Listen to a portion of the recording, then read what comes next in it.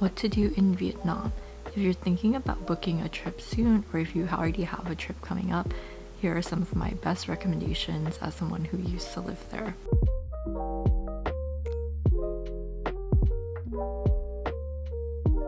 I'm always telling you to make sure that you have lounge access, but recently I learned that lounges in the US aren't that good anymore, but the lounges in Asia are actually still really good. So I went to the one in Taiwan, and I can confirm the food is much better, but honestly just getting free food and coffee is great for when you're traveling. So even if it's not great, I feel like you can just save a lot of money.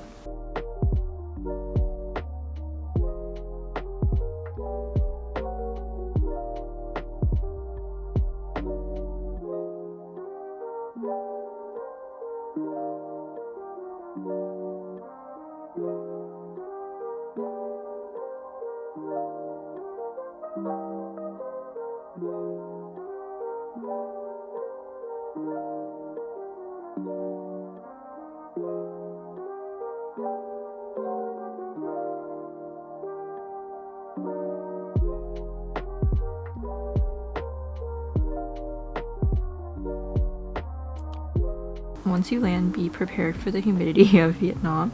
If you go in the winter time, it won't be as hot, but if you go in the summer, just be warned, it's going to be very hot and very muggy. First thing you have to do is get pho and an iced coffee. Vietnam is known for iced coffee, so you have to try it. It's made with condensed milk, so it's very bitter and very sweet and really good. And Vietnam also has some really beautiful beach destinations, so definitely take some time to look into them. This is the one we went to. This is Vũng Tàu. It's not the best one, to be completely honest. I think Nha Trang is a lot better, or Phu Quoc even, which is like a small island near Cambodia. But I just went to this one because it's really close to where my family lives, and it was still nice.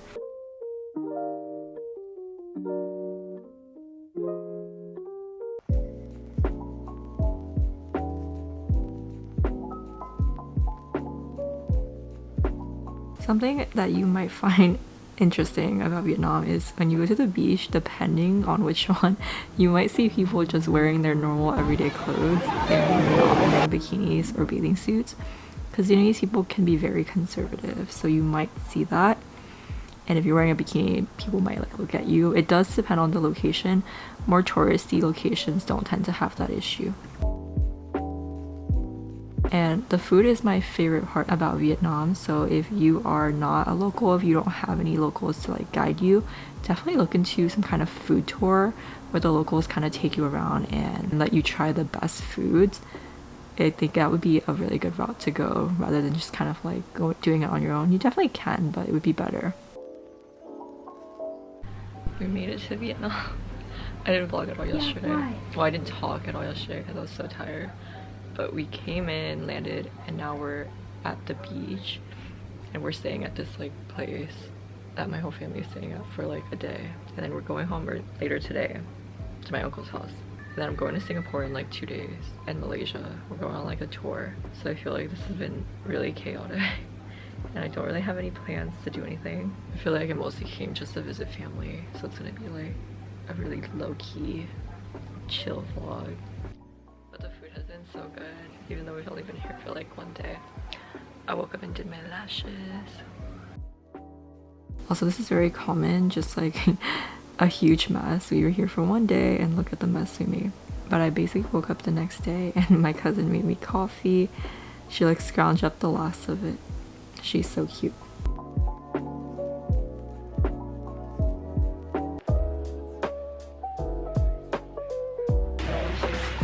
How should I get out of the shop?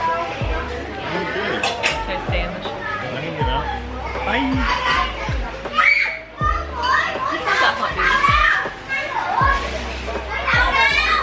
And then you should try porridge. It's like a rice soup. It's like one of my favorite comfort meals. I don't know if it's everyone's favorite, but it's definitely mine, and I think it's worth a try.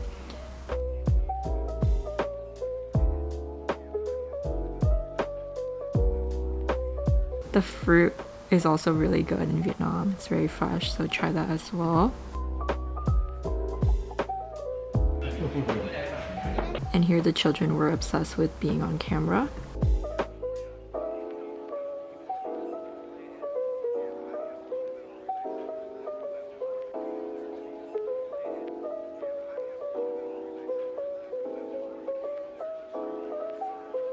We took a giant bus to get home because my family is huge.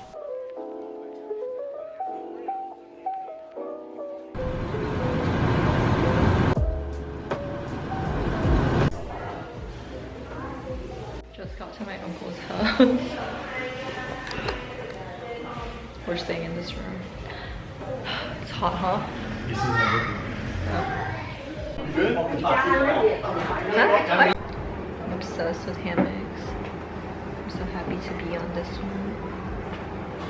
My obsession. Josh, where you're not. My cousin just set up a hammock in my room. Ah! I'm so happy. My cousin set up a hammock in my room. So happy.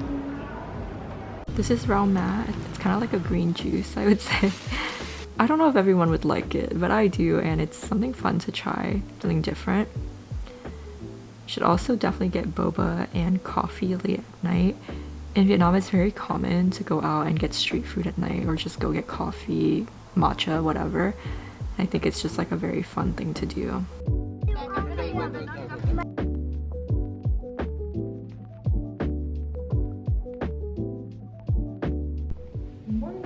It's a nice day. I just woke up. I'm gonna go down and get breakfast, and my cousin's gonna take me to the hair place. I'm gonna try to get my hair done, but last night when we texted him the picture of my hair and what I wanted, he was like, it's not possible. Or maybe it's a she, I don't know. Next day we had more porridge. This is actually intestine porridge, which I feel like is not everyone's cup of tea, but if you're adventurous, definitely try it. And this is yao jiao wei, which is like this Chinese donut thing. So good. You can also get a lot of beauty treatments done in Vietnam for a much more affordable price. So for example, I got my hair done and I spent, I think, around $150, less than $200 for like 11 hours of balayage. Whereas in the States, I would pay anywhere from $450 to $900 for the same exact treatment. Now I did get this done in my little village, which means it was cheaper. In the city, it would probably be closer to like $200 to $400, but it might still be cheaper. Well, it took 11 hours, but I'm finally done. I think I like it. And like I said, going out at night is just such a vibe. A lot of people do it. It's a lot more common to go out in Vietnam. And you can also travel from Vietnam. It can be a lot more affordable if you like are planning to go to the Philippines, for example, and Vietnam, and you fly to the Philippines from Vietnam. It tends to be a lot cheaper. I'm gonna skip the tour, but basically we're back in Vietnam and we stayed at the Cecilia Hotel, and which is in District 1. If you're staying in the big city, make sure you're in District 1 because that's where everything is. And this is my cousin and my tour guide. I was so happy to be back in Vietnam. Malaysia and Singapore was okay. I didn't love it, honestly. I hate tours, but being back in Vietnam was great. And you also want to download the app Grab because that's what they use for like Uber and Uber Eats and everything. And definitely try street food again.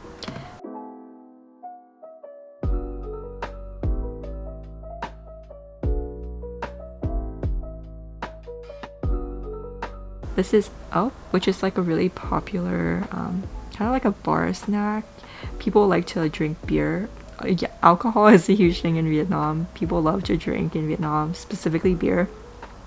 But if you're not into snails, basically, they also have a ton of seafoods that you can try. And they also have stuff like this ramen mix with some snails and some, I don't know what these are called. They're not really clams. I don't remember what they're called. And they have like prawns, so if you're not as adventurous, then you can just have the seafood.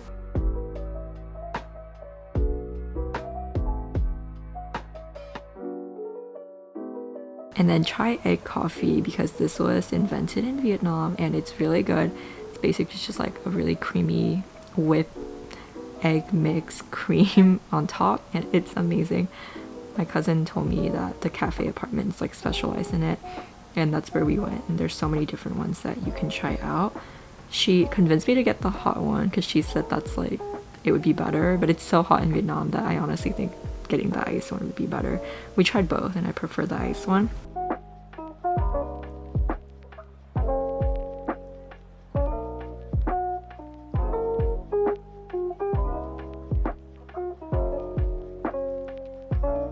cousin also got this fruit tea, which was really good. You definitely want to just kind of walk around and just take in the nightlife. I feel like Vietnam has one of the more fun nightlives that I've experienced, so I think it's good to just walk around. But I'm gonna end this vlog here. Join me in part 2 for a lot more food recommendations, shopping, mostly food, honestly. It's like my favorite part about Vietnam. Yeah, a lot of street food. But yeah, thank you for watching, and I'll see you next time.